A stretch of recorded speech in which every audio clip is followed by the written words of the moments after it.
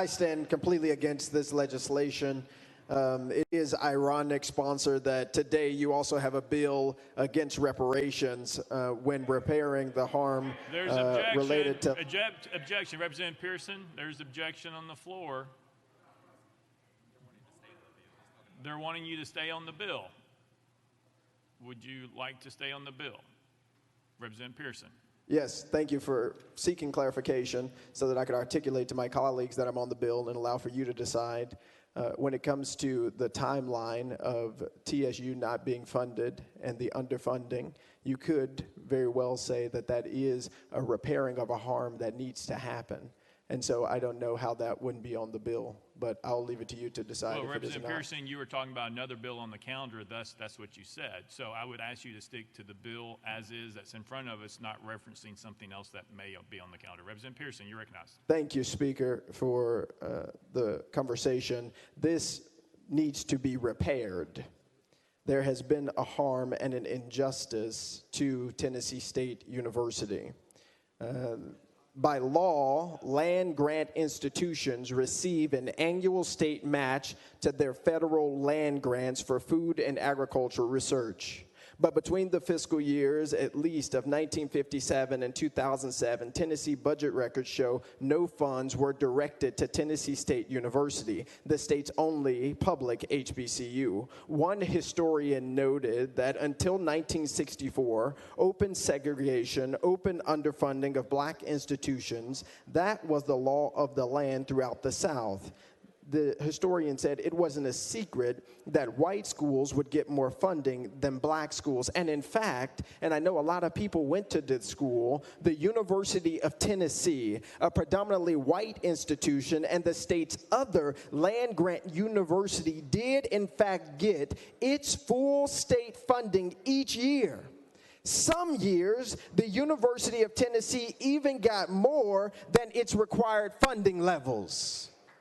But Tennessee State University was denied those resources, and because they were denied the resources, there were problems that occurred. But instead of us rectifying the problems that we created through racist policies by underfunding Tennessee State University, we're now advocating to vacate their board.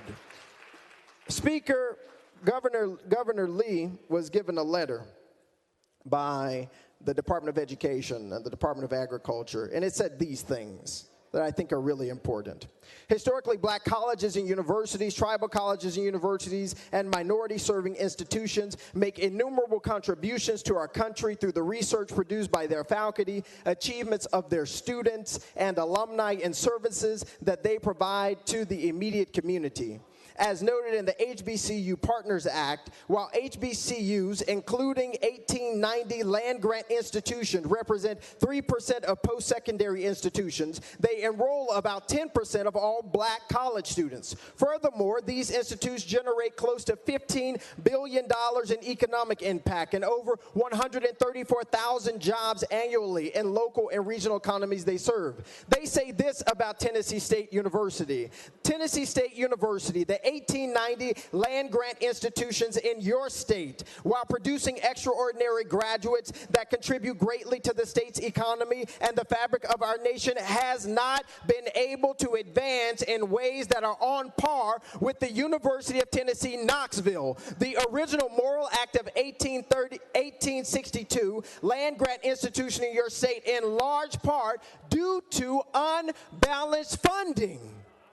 They use a formula here that you can read about, the National Center for Education Statistics Integrated Post-Secondary Education Survey, which says that over 30 years alone, Tennessee State University is due over $2,147,784,704,000. We underfunded the institution that we're now seeking to vacate the board of because of the inadequacies that have happened due to the underfunding.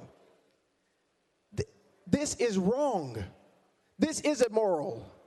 And there was an attempt or compromises that sought to be made. People here talk about teamwork and bipartisanship, and there was an agreement that 3 members of the board who were appointed by the governor would be vacated.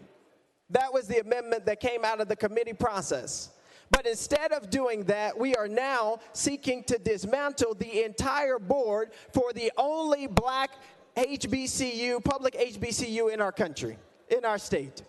This is wrong and immoral. This perpetuates the racism of previous generations into legislation today. And so I advocate that we do not support this, that we do not pass this, and that we be better and invest in our students and invest in this university.